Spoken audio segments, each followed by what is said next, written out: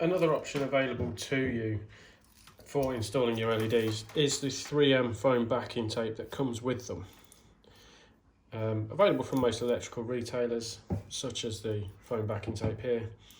If your LEDs are being mounted flat against a flat surface like a table or a desk, the 3M foam backing tape should be holding it well enough. I wouldn't suggest using the 3M tape if your installation is going against a back wall or upside down, just because it won't hold it as nicely as this foam backing tape.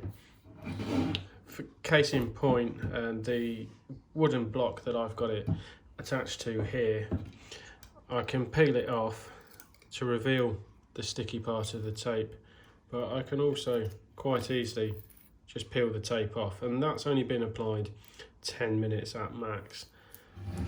So over the course of weeks or months, the 3M tape will eventually peel off with the weight of the tape on it, and it will tend to peel off from the starter cable side first, because that's where all the weight is.